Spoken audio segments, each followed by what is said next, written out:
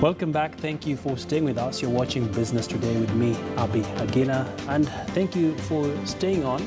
We continue with our discussion around the economic survey. What are the key issues up for concern for Kenyans, and of course, where does this place us as a country on the global map?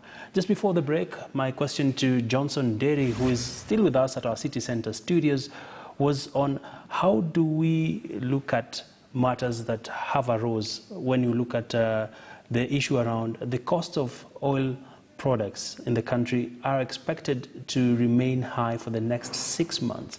Fuel is a critical component that drives the economy, from the transport industry to manufacturing. What are your expectations really, and what are the implications of this for Kenyans moving forward? So we move away from the 2020 statistics, and we're moving on into the 2021 and 2022. And what we are seeing is, say for 2020, there has been a resurgence in prices, oil prices, and we expect to see that going forward in the international markets. And of course, in addition to that, you can factor in exchange rates, and of course local transportation rates.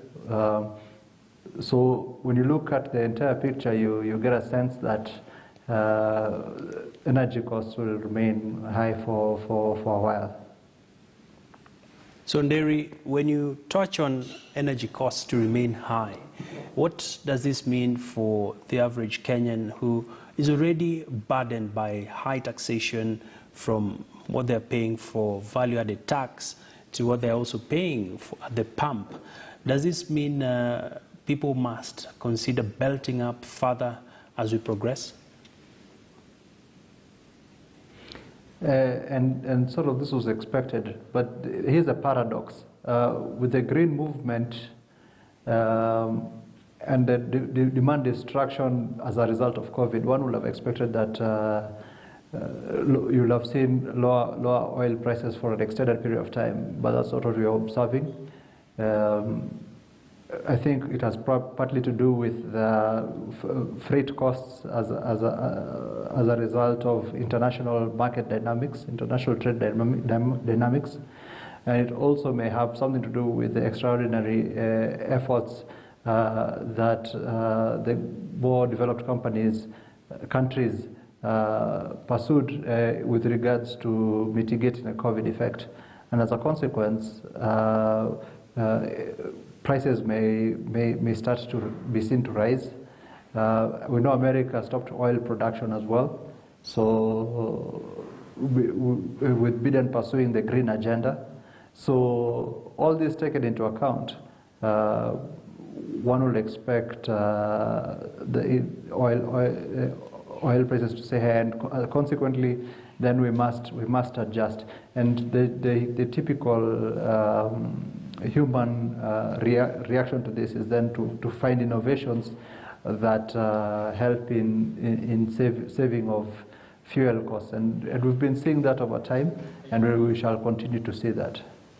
All right, some of the numbers are running on the screen, and of course, one of the areas that did strike my attention out of this survey is that the agricultural sector, Nderi, registered a growth of about 4%.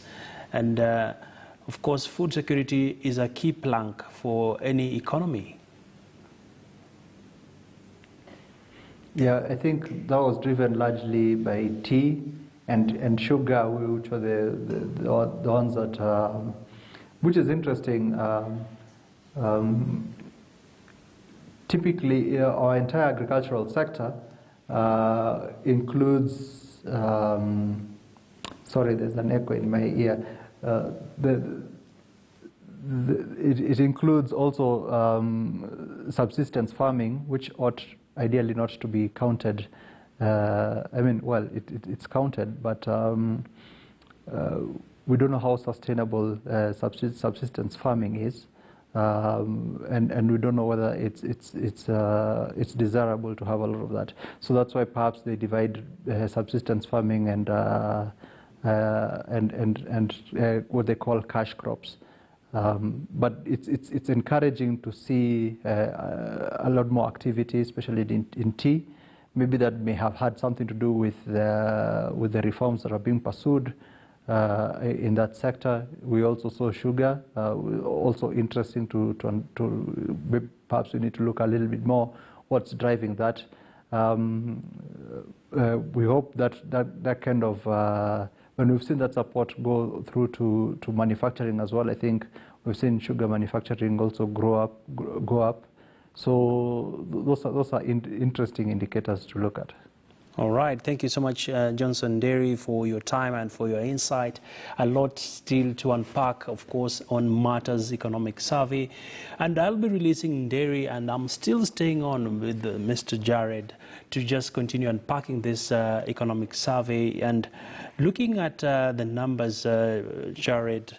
There's an interesting development around the financial sector, which registered a growth of 5.6%, a sector that you are quite an authority in.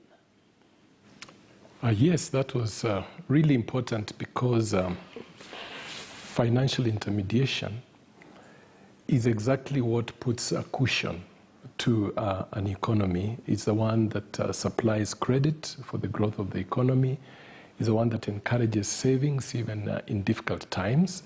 So when we see the financial sector growing by 5.6%, it's extremely encouraging because then it gives us an assurance that going forward we are likely to see this GDP growth actually picking up.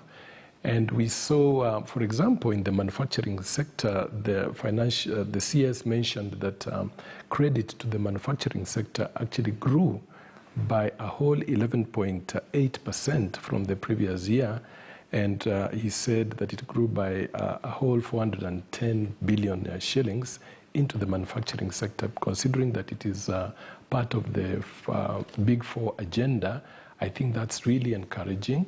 And so the financial sector is playing the right role it needs to play in supporting and providing that kind of cushion, because there has been a lot of disruption in the entire economy following the COVID-19 situation. So credit is the area that we all need to focus on and see how to make efficient transmission of credit into the whole economy. And there are some very interesting measures that the government is taking in that direction.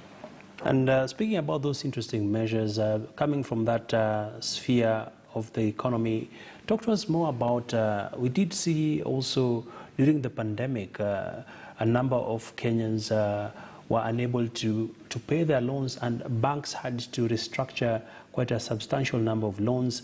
And of course, one of the biggest reliefs was for Kenyans not to be listed in the credit reference bureaus.